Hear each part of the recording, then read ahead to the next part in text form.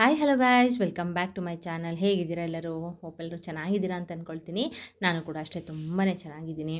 Guys, ಯಾರ್ಯಾರು like ಮಾಡ್ತಿದ್ದೀರಾ, ದೇವರು ನಿಮ್ಮ ಜೀವನದಲ್ಲಿ ಇರುವಂಥ ಕಷ್ಟಗಳು ಎಲ್ಲನೂ ಕೂಡ ಕಳೀಲಿ ಅಂತ ನಾನು ಕೂಡ ಕೇಳ್ಕೊಳ್ತೀನಿ.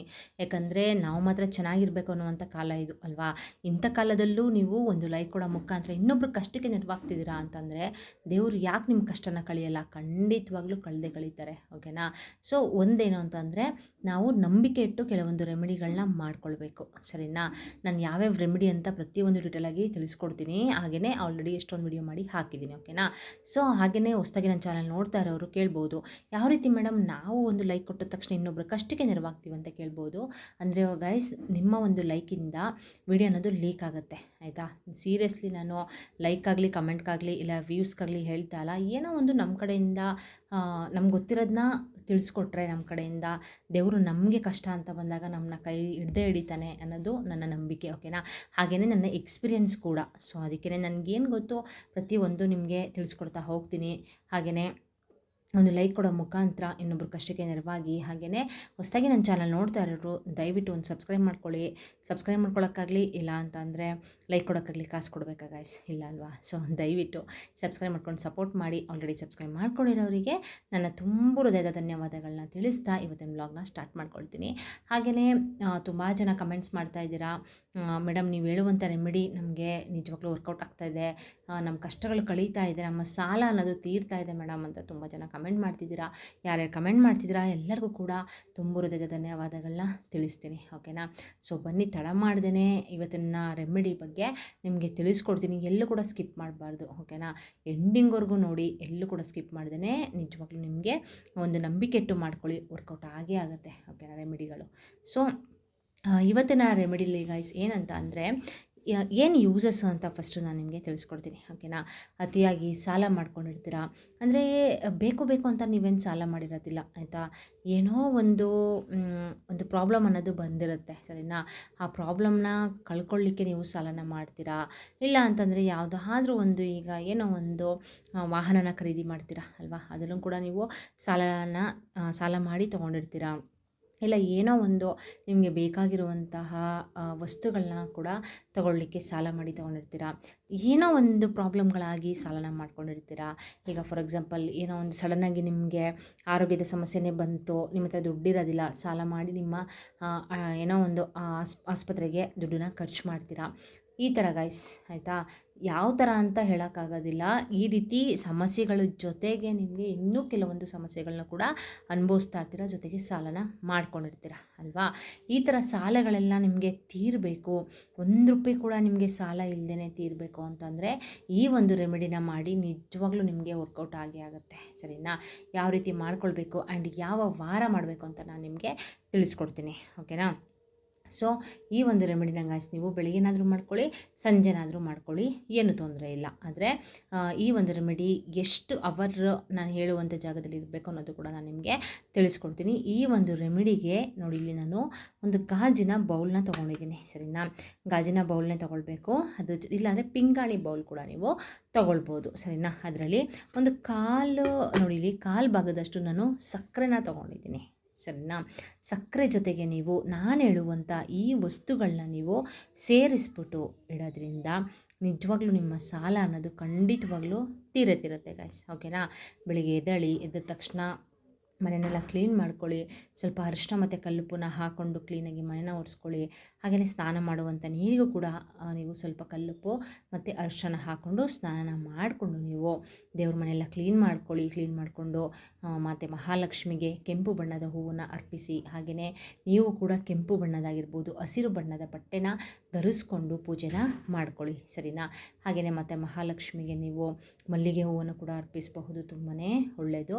ಹಾಗೆಯೇ ತುಪ್ಪದ ದೀಪನ ಹಚ್ಚೋದನ್ನು ಮರಿಬೇಡಿ. ಸರಿನಾ? ನಮಗೆ ತುಪ್ಪದ ದೀಪ ಹಚ್ಚುವಷ್ಟು ಶಕ್ತಿ ಇಲ್ಲ ಮೇಡಮ್ ಅಂತನವರು ₹10 ಪ್ಯಾಕೆಟ್ ಸಿಗುತ್ತಲ್ವ. ₹10 ಯಾರಿಗೂ ಕೂಡ ಕಷ್ಟ ಆಗಲ್ಲ ಅಂತ ಅಂದ್ಕೊಳ್ತೀನಿ. ₹10 ಪ್ಯಾಕೆಟದು ತುಪ್ಪನ ತಂದುಬಿಟ್ಟು ನೀವು ದೀಪನ ಹಚ್ಕೊಳ್ಬೇಕಾಗತ್ತೆ. ಸರಿನಾ? ದೀಪ ಎಲ್ಲ ಹಚ್ಕೊಳ್ಳಿ. ಹಚ್ಚಾದ್ಮೇಲೆ ಗಾಯ್ಸ್, ನೀವು ಈ ರೆಮಿಡಿಗೆ ಅಂತಲೇ ನೀವು ಸಪ್ರೇಟಾಗಿ ಸಕ್ಕರೆ ತರಬೇಕು ಆ ಥರ ಏನೂ ಇಲ್ಲ. ನೀವು ಮನೆಯಲ್ಲೇ ಯೂಸ್ ಮಾಡುವಂತಹ, ನೀವು ಡೈಲಿ ಕಾಫಿ ಟೀಗೆಲ್ಲ ಯೂಸ್ ಮಾಡ್ತೀರಲ್ಲ ಸಕ್ಕರೆ, ಅದನ್ನೇ ಯೂಸ್ ಮಾಡಿ, ಏನೂ ತೊಂದರೆ ಇಲ್ಲ. ಒಂದು ಕಾಲು ಭಾಗದಷ್ಟು ನೀವು ಈ ರೀತಿ ಸಕ್ಕರೆನ ನೀವು ತೊಗೊಳ್ಬೇಕು, ಸರಿನಾ. ತೊಗೊಂಡಾದ್ಮೇಲೆ ಗಾಯ್ಸ್ ಇದ್ರ ಜೊತೆಗೆ ನೀವು ಇಲ್ಲಿ ನೋಡಿ ಒಂದು ಬಿಳಿ ಬಣ್ಣದ ಬಟ್ಟೆನ ತೊಗೊಂಡಿದ್ದೀನಿ, ಸರಿನಾ. ಬಿಳಿ ಬಣ್ಣದ ಬಟ್ಟೆ ಆಗಿರಬೇಕು, ಬೇರೆ ಯಾವುದು ಕೂಡ ತೊಗೊಳಕ್ಕಂತೂ ಹೋಗಬೇಡಿ, ಸರಿನಾ. ಈ ರೀತಿ ಬಿಳಿ ಬಣ್ಣದ ಬಟ್ಟೆಯಿಂದ ಮಾಡ್ಕೊಳ್ಳೋದ್ರಿಂದ ಗೈಸ್ ನಿಮಗೆ ಆದಷ್ಟು ಬೇಗ ನಿಮಗೆ ಸಾಲ ಅನ್ನೋದು ತೀರುತ್ತೆ, ಸರಿನಾ. ಬಿಳಿಗೆ ಅಷ್ಟೊಂದು ಶಕ್ತಿ ಇದೆ, ಬಿಳಿಯನ್ನು ಅಂದರೆ ಬಣ್ಣಕ್ಕೆ ಅಷ್ಟೊಂದು ಶಕ್ತಿ ಇದೆ. ಅದಕ್ಕೆ ನಾನು ಹೇಳ್ತಾ ಇರೋದು ಬಿಳಿ ಬಣ್ಣದ ಬಟ್ಟೆನೇ ತೊಗೊಳ್ಳಿ, ಸರಿನಾ. ಇದೇ ನಿಮಗೆ ತುಂಬಾ ದುಡ್ಡು ಖರ್ಚು ಮಾಡಿ ತೊಗೊಳ್ಳುವಂಥದ್ದು ಏನೂ ಅಲ್ಲ, ತುಂಬಾ ಕಮ್ಮಿ ಬೆಲೆಗೆ ಈ ರೀತಿ ಬಿಳಿ ಬಣ್ಣದ ಬಟ್ಟೆ ಅನ್ನೋದು ನಿಮಗೆ ಸಿಗುತ್ತೆ, ಓಕೆನಾ.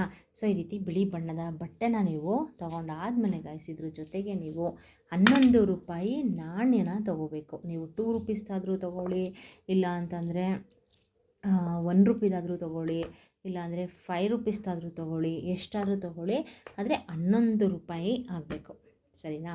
11 ರೂಪಾಯಿನ ನೀವು ತೊಗೋಬೇಕು. ನಾನು ನೋಡಿ ಇಲ್ಲಿ 5 ರುಪೀಸ್ ತೊಗೊಂಡಿದ್ದೀನಿ, 2 ರುಪೀಸ್ದು 2 ಕಾಯಿನ್ಸ್ ತೊಗೊಂಡಿದ್ದೀನಿ, ಹಾಗೆಯೇ 1 ರೂಪಾಯಿದು ಒಂದು ಕಾಯಿನು 10 ಪ್ಲಸ್ 1 11 ರುಪೀಸ್ನ ನಾನು ತೊಗೊಂಡಿದ್ದೀನಿ, ಸರಿನಾ. ಈ 11 ರುಪೀಸನ್ನು ನೀವು ಕೈಯಲ್ಲಿ ನೀವು ಇಟ್ಕೊಬೇಕು ಫಸ್ಟು, ಈ ರೀತಿ ನೋಡಿ, ಈ ರೀತಿ ಕೈಯಲ್ಲಿ ಇಟ್ಕೊಂಡು ನೀವು ಪೂಜೆ ಎಲ್ಲ ಮುಗಿಸ್ಕೊಂಡಾದ್ಮೇಲೆ ಮತ್ತು ಮಹಾಲಕ್ಷ್ಮಿ ಫೋಟೋ ಮುಂದೆ ನೀವು ಈ ರೀತಿ ಕೈಯಲ್ಲಿ ಇಟ್ಕೊಂಡು ನಾನು ಈ ಒಂದು ರೆಮಿಡಿನ ತಾಯಿ, ಇಲ್ಲ ಅಂತಂದರೆ ನೀವು ಈ ರೀತಿಯೂ ಮಾಡ್ಬೋದು, ಕಾಯಿನ್ನು ಕೂಡ ಇಟ್ಕೊಳ್ಳಿ, ಇಲ್ಲಾಂದರೆ ಕಾಯಿನನ್ನು ನೀವು ಈ ಬಿಳಿ ಬಣ್ಣದ ಬಟ್ಟೆ ಒಳಗಡೆ ನೀವು ಕಟ್ಟಿಬಿಡಿ, ಯಾವ ರೀತಿ ಮಾಡಿಕೊಂಡ್ರೂ ತೊಂದರೆ ಇಲ್ಲ, ಸರಿನಾ. ಒಂದು ಬಿಳಿ ಬಟ್ಟೆ ತೋರಿಸಿದ್ದೀನಲ್ಲ, ಆ ಬಿಳಿ ಬಣ್ಣದ ಬಟ್ಟೆ ಒಳಗಡೆ ನೀವು ಕಾಯಿನ್ನ ಹಾಕ್ಬಿಟ್ಟು ಕಟ್ಕೊಳ್ಬೇಕು. ನೋಡಿ ಗಾಯ್ಸ್, ಈ ರೀತಿ ನೀವು ಬಿಳಿ ಬಣ್ಣದ ಬಟ್ಟೆ ಒಳಗಡೆ ನೀವು ಈ ರೀತಿ ಕಾಯಿನ್ನ ಹಾಕ್ಬಿಟ್ಟು ಕಟ್ಕೊಂಡು ನೀವು ಈ ಸಕ್ಕರೆ ಮೇಲೆ ಇಡಬೇಕು, ಈ ಥರ, ಓಕೆನಾ. ಈ ಸಕ್ಕರೆ ಮೇಲೆ ಇಟ್ಬಿಟ್ಟು ಆದಮೇಲೆ ಗಾಯ್ಸ್ ನೀವೇನು ಮಾಡಬೇಕು ಅಂತಂದರೆ ಇದಕ್ಕೂ ಸ್ವಲ್ಪ ಅರಿಶಿನ, ಸ್ವಲ್ಪ ಕುಂಕುಮ, ಹಾಗೆಯೇ ಒಂದು ಹೂವನ್ನು ಕೂಡ ಇದ್ರ ಮೇಲೆ ಮುಡಿಸಿ, ಆಯಿತಾ. ಮುಡಿಸ್ಬಿಟ್ಟು ನೀವು ಯಾವ ರೀತಿ ದೇವರಿಗೆ ನೀವು ಕರ್ಪೂರದ ಆರತಿ ಬೆಳಗ್ತೀರಾ, ಹಾಗೆಯೇ ಗಂಧದ ಕಡೆ ಆರತಿ ಬೆಳಗ್ತೀರಾ, ಅದೇ ರೀತಿ ಇದಕ್ಕೂ ಕೂಡ ಆರತಿನ ಬೆಳಗಬೇಕು, ಸರಿನಾ. ಅದಕ್ಕಿಂತ ಮುಂಚೆ ನೀವೇನು ಮಾಡಬೇಕು, ಪೂಜೆ ಮಾಡೋಕ್ಕಿಂತ ಮುಂಚೆ ನೀವು ಈ ರೀತಿ ಸಕ್ಕರೆ ಮೇಲೆ ಈ ರೀತಿ ಬಿಳಿ ಬಣ್ಣದ ಬಟ್ಟೆ ಒಳಗಡೆ ಕಾಯಿನ್ನ ಹಾಕ್ಬಿಟ್ಟು ಇಟ್ಕೊಂಡು ನೀವು ಗಾಜಿನ ಬೌಲ್ನ ಈ ರೀತಿ ಇಟ್ಕೊಳ್ಳಿ, ಸರಿನಾ. ಒಂದು ಪ್ಲೇಟ್ ಇಟ್ಕೊಳ್ಳಿ, ಪ್ಲೇಟ್ ಕೆಳಗಡೆ ಇಟ್ಕೊಂಡು ಅದ್ರ ಮೇಲೆ ಇದನ್ನು ಇಟ್ಬಿಟ್ಟು ಒಂದು ಸಂಕಲ್ಪನ ಮಾಡ್ಕೊಳ್ಬೇಕು. ಈ ರೆಮಿಡಿನ ನಾನು ನನ್ನ ಕಷ್ಟನ ಕ್ಲಿಯರ್ ಆಗಲಿಕ್ಕೋಸ್ಕರ ಮಾಡ್ಕೊಳ್ತಾ ಇದ್ದೀನಿ ತಾಯಿ. ನನ್ನ ಸಾಲದ ಸಮಸ್ಯೆ ಅನ್ನೋದು ತುಂಬಾ ಜಾಸ್ತಿ ಆಗಿದೆ, ಸಾಲದ ಸಮಸ್ಯೆ ಅನ್ನೋದು ನನಗೆ 1 ರೂಪಾಯಿ ಕೂಡ ನನಗೆ ಸಾಲ ಇರಬಾರ್ದು, ಆ ರೀತಿ ಸಾಲದ ಸಮಸ್ಯೆ ಅನ್ನೋದು ಕಳೀಬೇಕು ನನಗೆ ಯಾವುದೇ ರೀತಿ ಕಷ್ಟಗಳನ್ನ ಬರದೇ ಇರೋ ಥರ ನೋಡ್ಕೋತಾಯಿ. ಈ ರೀತಿ ನಿಮ್ಗೆ ಏನು ಅನಿಸುತ್ತೆ ಗೈಸ್, ಓಕೆನಾ.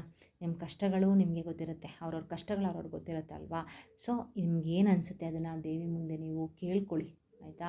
ಅದಕ್ಕಿಂತ ಮುಂಚೆ ನಾನು ಒಂದೇ ಹೇಳ್ತೀನಿ ಗೈಸ್, ಪ್ರತಿಯೊಂದು ವಿಡಿಯೋದಲ್ಲೂ ಹೇಳ್ತೀನಿ, ನೀವು ಯಾವುದೇ ಒಂದು ರೆಮಿಡಿನ ಮಾಡ್ಕೋಬೇಕಾದ್ರೂ ನೀವು ತುಂಬಾ ನಂಬಿಕೆ ಇಟ್ಟು ಶ್ರದ್ಧಾ ಭಕ್ತಿಯಿಂದ ನೀವು ಮಾಡ್ಕೊಳ್ಬೇಕು, ಸರಿನಾ. ನಂಬಿಕೆ ಎಲ್ಲಿರುತ್ತೋ ಹಾಗೆಯೇ ಸ್ವಚ್ಛತೆ ಎಲ್ಲಿರುತ್ತೋ ಮತ್ತು ಮಹಾಲಕ್ಷ್ಮಿ ಖಂಡಿತವಾಗ್ಲೂ ಅಲ್ಲಿ ನೆಲೆ ಊರೇ ಇರ್ತಾರೆ, ಓಕೆನಾ. ಸೊ ಇದೇ ರೀತಿ ಹಲವಾರು ವೀಡಿಯೋಸ್ನ ಹಾಕಿದ್ದೀನಿ, ನೀವು ಅದನ್ನು ಚೆಕ್ ಮಾಡಿಕೊಂಡು ರೆಮಿಡಿಗಳನ್ನ ನಂಬಿಕೆ ಇಟ್ಟು ಮಾಡ್ಕೊಳ್ಳಿ, ಸರಿನಾ. ಸೊ ಎಲ್ಲನೂ ಕೇಳ್ಕೊಳ್ಳಿ, ನಿಮ್ಗೇನು ಅನಿಸುತ್ತೆ ಅದನ್ನು ಕೇಳಿಕೊಂಡು ಅದಾದಮೇಲಿಂದ ಇದ್ರ ಮೇಲೆ ಸ್ವಲ್ಪ ಅರಿಶಿನ ಕುಂಕುಮ ಎಲ್ಲ ಹಾಕಿರ್ತೀರಲ್ವ, ಮುಂಚೆನೇ ಹಾಕ್ಬಿಡಿ. ಅರಿಶಿನ ಕುಂಕುಮ ಇದಕ್ಕೂ ಹಾಕ್ಬಿಟ್ಟು ಒಂದು ಗುಣ ಮುಡಿಸ್ಬಿಟ್ಟು ನೀವು ಸಂಕಲ್ಪನ ಮಾಡಿಕೊಂಡು ಇದಕ್ಕೂ ಕೂಡ ಗಂಧದ ಕಡ್ಡಿ ಬೆಳಗಿ ಹಾಗೆಯೇ ಕರ್ಪೂರದ ಆರತಿನ ಬೆಳಗ್ಬಿಟ್ಟು ನೀವು ನಮಸ್ಕಾರ ಮಾಡಿಕೊಂಡು ನೀವು ಇವತ್ತು ಬೆಳಿಗ್ಗೆ ಏನಾದರೂ ಮಾಡಿದ್ರೆ ನೀವು ಈ ಒಂದು ರೆಮಿಡಿನ ನಾಳೆ ಬೆಳಿಗ್ಗೆವರೆಗೂ ಇದು ದೇವಿ ಅಂದರೆ ಮತ್ತು ಮಹಾಲಕ್ಷ್ಮಿ ಫೋಟೋ ಮುಂದೆನೇ ಇರಬೇಕು, ದೇವ್ರ ಮನೆಯಲ್ಲಿ ಇರಬೇಕಾಗತ್ತೆ, ಓಕೆನಾ. ಅಕಸ್ಮಾತ್ ನಾವು ಇವತ್ತು ಸಂಜೆ ಮಾಡ್ಕೋತೀವಿ ಮೇಡಮ್ ಅಂತ ಅನ್ನೋರು ಇವತ್ತು ಸಂಜೆ ಮಾಡಿಕೊಂಡ್ರೆ ನಾಳೆ ಸಂಜೆವರೆಗೂ ಈ ಒಂದು ಅಂದರೆ ಈ ಬೌಲಲ್ಲಿ ಹಾಕಿಟ್ಟಿರ್ತೀರಲ್ಲ ಅದೆಲ್ಲ ನಾಳೆ ಸಂಜೆವರೆಗೂ ದೇವ್ರ ಮನೆಯಲ್ಲಿ ಮತ್ತು ಮಹಾಲಕ್ಷ್ಮಿ ಫೋಟೋ ಮುಂದೆ ಇರಬೇಕು, ಓಕೆನಾ. ಸೊ ಅರ್ಥ ಆಯಿತು ಅಂತ ಅಂದ್ಕೊಳ್ತೀನಿ ನಿಮಗೆ. ಹಾಗೆಯೇ ಯಾವ ವಾರ ಮಾಡಬೇಕು ಮೇಡಮ್ ಅಂತ ಕೇಳ್ಬೋದು. ಇದನ್ನು ಮಾಡಲಿಕ್ಕೆ ಇಂಥ ವಾರ ಅಂತ ಏನಿಲ್ಲ ಗಾಯ್ಸ್, ಓಕೆನಾ. ನಿಮ್ಗೆ ಇವತ್ತು ಈ ವಿಡಿಯೋ ಸಿಗ್ತಾ ಇವತ್ತು ಸಂಜೆನೇ ಮಾಡ್ಕೊಳ್ಳಿ, ನಾಳೆ ಬೆಳಿಗ್ಗೆ ಸಿಗ್ತಾ ನಾಳೆ ಸಂಜೆ ಮಾಡ್ಕೊಳ್ಳಿ, ಇಲ್ಲ ಇವತ್ತು ಸಂಜೆ ಸಿಗ್ತಾ ನಾಳೆ ಮಾಡ್ಕೊಳ್ಳಿ, ಇಂಥ ವಾರದಲ್ಲೇ ಮಾಡಬೇಕು ಅಂತ ಏನಿಲ್ಲ, ಓಕೆನಾ. ಸೊ ಯಾವ ವಾರ ಕೂಡ ನೀವು ಬೇಕಾದರೆ ಮಾಡ್ಬೋದು, ಆದರೆ ಬೆಳಿಗ್ಗೆ ಇಲ್ಲ ಸಂಜೆ ಮಾಡ್ಕೊಳ್ಬೇಕಾಗುತ್ತೆ. ಮಧ್ಯಾಹ್ನ ಮಾಡ್ಬೋದಾ ಮೇಡಮ್ ಅಂತ ಕೇಳಬೇಡಿ, ಮಧ್ಯಾಹ್ನ ಎಲ್ಲ ಮಾಡೋಂಗಿಲ್ಲ, ಬೆಳಿಗ್ಗೆ ಇಲ್ಲ ಸಂಜೆ ಮಾಡಿಕೊಂಡ್ರೆ ತುಂಬಾ ಒಳ್ಳೆಯದು, ಓಕೆನಾ. ಈ ರೀತಿ ಮಾಡಾದಮೇಲೆ ಗಾಯ್ಸ್, ಈಗ ಇವತ್ತು ಬೆಳಿಗ್ಗೆ ಮಾಡಿದರೆ ನಾಳೆ ಬೆಳಿಗ್ಗೆ ಎದ್ದುಬಿಟ್ಟು ಮಾಮೂಲಿ ನೀವು ಹಾಗೆಯೇ ಇದನ್ನು ನೈಟು ಫುಲ್ಲು ನೀವು ದೇವ್ರ ಮನೇಲೇ ಇಟ್ಟಿರ್ತೀರ ಅಲ್ವಾ. ಸೊ ಇರುವೆಗಳೆಲ್ಲ ಮುತ್ಕೋಬಾರ್ದು ಇದಕ್ಕೆ. ಸೊ ಅದಕ್ಕೆ ನೀವೇನು ಮಾಡಬೇಕಂದ್ರೆ ಇದ್ರ ಮೇಲೆ ಯಾವ್ದಾರು ಒಂದು ಪ್ಲೇಟ್ನ ಮುಚ್ಚಿಬಿಡಿ, ಆಯಿತಾ. ಮುಚ್ಚಿಬಿಟ್ಟು ಹಾಗೆ ಇಟ್ಟುಬಿಡಿ. ಇದಾದಮೇಲಿಂದ ನೀವು ಇವತ್ತು ಬೆಳಿಗ್ಗೆ ಮಾಡಿದರೆ ನಾಳೆ ಬೆಳಿಗ್ಗೆ ಎದ್ದು ಮಾಮೂಲಿ ನೀವು ಮನೆಯೆಲ್ಲ ಒರೆಸ್ಕೊಂಡು ಕ್ಲೀನಾಗಿ ತಲೆಗೆ ಸ್ನಾನ ಮಾಡಿಕೊಂಡು ಮತ್ತು ಮಹಾಲಕ್ಷ್ಮಿಗೆ ತುಪ್ಪದ ದೀಪನ ಹಚ್ಚಿಬಿಟ್ಟು ಮತ್ತು ನೀವು ಇದಕ್ಕೆ ನಮಸ್ಕಾರ ಮಾಡಿಕೊಂಡು ಈ 11 ರೂಪಾಯಿ ಕಾಯಿನ್ನ ನೀವು ಯಾವುದಾದ್ರೂ ಒಂದು ಹೆಣ್ಣು ದೇವತೆ ಗುಡಿಗೆ ಅಂದರೆ ದೇವಸ್ಥಾನಕ್ಕೆ ತೊಗೊಂಡೋಗ್ಬಿಟ್ಟು 11 ರೂಪಾಯಿ ನಾಣ್ಯನ ಹಾಕ್ಬಿಡಿ, ಓಕೆನಾ. ಹಾಕ್ಬಿಟ್ಟಾದ್ಮೇಲೆ ಗಾಯ್ಸ್ ಈ ಸಕ್ಕರೆನ ಏನು ಮಾಡಬೇಕು ಅಂತಂದರೆ ಈ ಸಕ್ಕರೆನಲ್ಲಿ ನೀವು ಯಾವುದಾದ್ರೂ ಒಂದು ಸ್ವೀಟ್ನ ಮಾಡ್ಕೊಳ್ಳಿ ಮನೆಯಲ್ಲಿ, ಸರಿನಾ. ಸ್ವೀಟ್ನ ಮಾಡಿಕೊಂಡು ನಿಮ್ಮ ಮನೆಯಲ್ಲಿ ಎಲ್ಲರಿಗೂ, ಆಯಿತಾ, ಮನೇಲಿ ಯಾರ್ಯಾರಿದ್ದೀರಾ ಪ್ರತಿಯೊಬ್ಬರಿಗೂ ಆ ಸ್ವೀಟ್ನ ಕೊಡಬೇಕು, ತಿನ್ನಿಸ್ಬೇಕು, ಓಕೆನಾ. ಇಷ್ಟು ಸಕ್ಕರೆ ಇರುತ್ತಲ್ವ, ಇದಕ್ಕೇನು ಸ್ವೀಟ್ ಬರುತ್ತೋ ಅದನ್ನು ಮಾಡ್ಕೊಳ್ಳಿ, ಸರಿನಾ. ಸ್ವಲ್ಪ ಸ್ವಲ್ಪ ಒಂದೊಂದು ಸ್ಪೂನು ಎಲ್ಲರಿಗೂ ತಿನ್ನಿಸಿದ್ರು ತೊಂದರೆ ಇಲ್ಲ. ಬಟ್ ಇದರಲ್ಲಿ ನೀವು ಸ್ವೀಟ್ನ ಮಾಡಿಬಿಟ್ಟು ತಿನ್ನಿಸ್ಬೇಕಾಗತ್ತೆ ಮನೆಯವರಿಗೆ, ಓಕೆನಾ. ಇಲ್ಲ ಅಂದರೆ ಯಾವುದಾದ್ರೂ ಒಂದು ಹಸುಗೆ, ಆಯಿತಾ, ಕೊಟ್ಟರೂ ತೊಂದರೆ ಇಲ್ಲ. ಸ್ವೀಟ್ನ ಮಾಡಿಬಿಟ್ಟು ಹಸುಗೂ ಕೂಡ ಕೊಡ್ಬೋದು ನೀವು. ಇಲ್ಲ ಅಂತಂದರೆ ನಿಮ್ಮ ಮನೆಯಲ್ಲೇ ಇಲ್ಲ ನಾವು ನಮ್ಮ ಮನೆಯಲ್ಲೇ ಎಲ್ಲರಿಗೂ ಕೂಡ ಕೊಡ್ತೀನಿ, ನಾವೇ ತಿಂತೀವಿ ಅಂತಂದ್ರೂ ಕೂಡ ತಿನ್ಬೋದು. ಇಲ್ಲ ಯಾವುದಾದ್ರೂ ಒಂದು ಹಸುಗೆ ಕೊಟ್ಬಿಡಿ, ಏನೂ ತೊಂದರೆ ಇಲ್ಲ, ಓಕೆನಾ. ಇಷ್ಟು ಮಾಡ್ಕೊಳ್ಳಿ ಗಾಯ್ಸ್, ನಿಜವಾಗ್ಲೂ ನೋಡ್ಕೊಳ್ಳಿ.